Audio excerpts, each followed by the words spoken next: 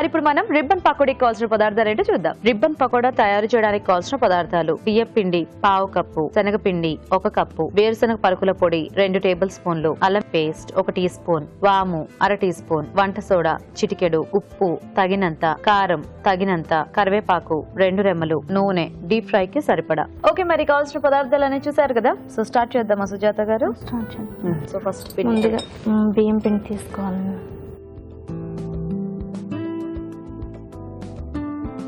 Okay, so బియ్యం పిండి తర్వాత శనగపిండి. సో ఈ నూనె వేడి పెట్టేసుకుందాం. వేడి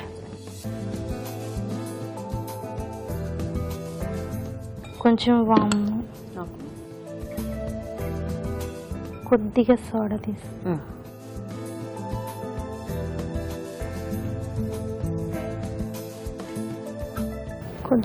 కారం, కొంచెం సాల్ట్, సో కొంచెం వంట సోడా, కొద్దిగా ఉప్పు. తర్వాత అదేంటంటే అల్లమ్మా? అల్లం, ఓన్లీ అల్లం. అల్లం. ఓకే, అల్లం వెల్లుల్లి కాదు? కాదు. ఓకే, ఓన్లీ అల్లం. కొంచెం పల్లీల పౌడర్. పల్లీలు సో వేయించేసి పౌడర్. సో ఇప్పుడు సమ్మర్ వస్తే కొంచెం ఇట్లాంటివన్నీ చేసి ఇంట్లో పెడితే బెటర్ కదా, ఎందుకంటే చిరుతిళ్ళు కొంచెం ఎక్కువ అడుగుతూ ఉంటారు పిల్లలు. ఇది కలుపుకుందాం. ఈ మధ్య ఇలాంటివన్నీ కూడా బయట దొరికేస్తున్నాయి కదా. అవును మేడం. వాటర్ కొంచెం ఆయిల్ వేడైన తర్వాత కొద్ది దీంట్లో కొంచెం ఈ వేడి నూనె వేనా? కొంచెం.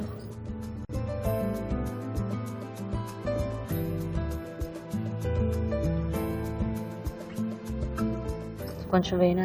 కొంచెం వేయ. ఓకే, చాలు.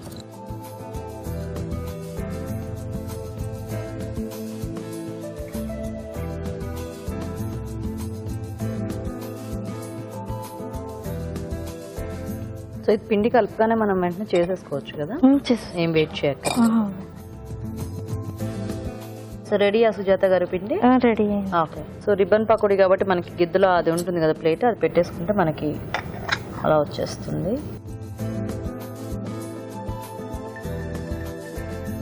ఓకేనా?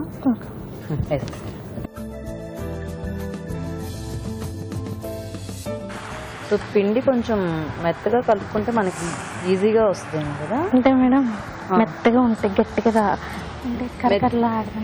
కరకరలాడదా?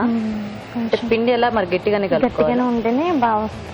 అంటే మీరు ఒత్తుంటే అది చాలా స్మూత్ గా వచ్చేస్తుంది, అందుకని సాఫ్ట్ గా మిక్స్ చేసుకోవాలేమోనని అలా డౌట్ వచ్చింది నాకు. సో మీరు ఏమన్నా వర్కింగ్ అండి లేకపోతే ఇంట్లో అయినా? టీచర్గా.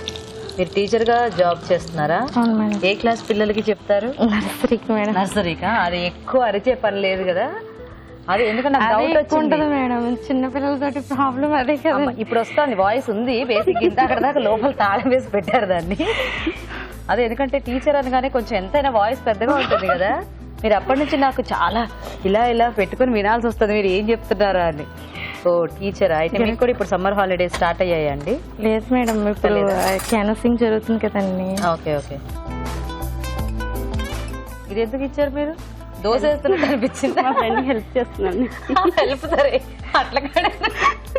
అట్లకాడ ఎందుకు ఇద్దాం అనిపించింది నాకు అర్థం కాలేదు. ఇక్కడ గిరట పెట్టా ఆల్రెడీ హెల్పింగ్ కి. మీ వారు ఏం చేస్తూ ఉంటారు సుజాత గారు? ప్రైవేట్ జాబ్ చేస్తారు. ప్రైవేట్ జాబా?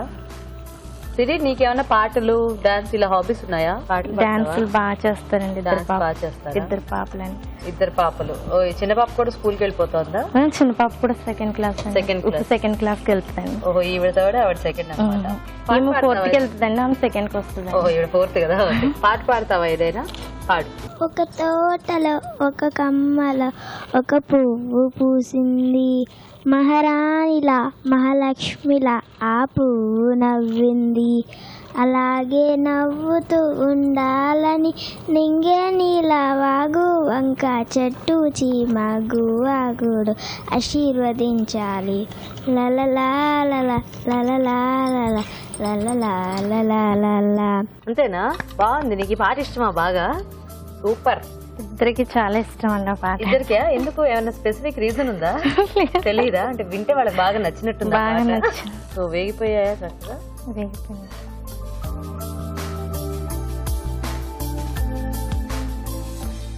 కొద్దిగా కొత్తిమీర దీంట్లో కరివేపాకు. ఓకే.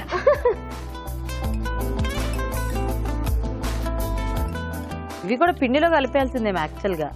ఇది గార్నిష్ మేడం. గార్నిష్ కేనా? అదే అంటే యూజువల్ గా మిక్చర్ లాంటి వాటిలో అయితే వేస్తారు కదా, దాంట్లో అయితే మనకు కలిసిపోతుంది. ఇప్పుడు ఇందులో అనుకోండి అవి తీసి పక్కనే పడేస్తారు పాపం.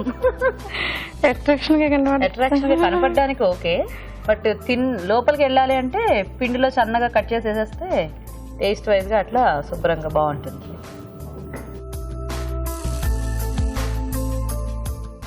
Okay, so ready. Ribbon pakoda ready.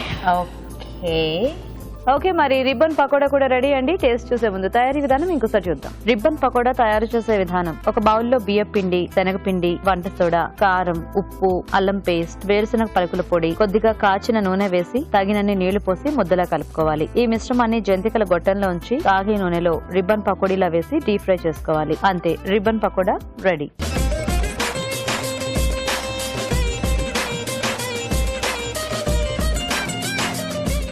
Okay, మరి రిబ్బన్ పకోడా తయారీ విధానం చూసారు కదా. సో డెకరేషన్ అయితే బాగుందండి, చక్కగా కరివేపాకు అన్ని వేయించి వేశారు కదా.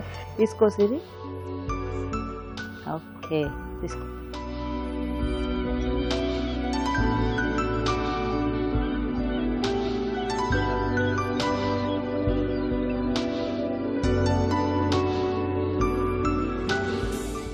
బాగున్నాయండి, చాలా క్రిస్పీగా మంచి గుల్లగా బాగా టేస్ట్ కూడా బాగా వచ్చింది. అంటే అల్లం పేస్ట్, తర్వాత వేరుశనగ పలుకుల పొడి ఇవన్నీ కూడా యాడ్ చేస్తారు కదా, కొంచెం డిఫరెంట్ గా ఉంది.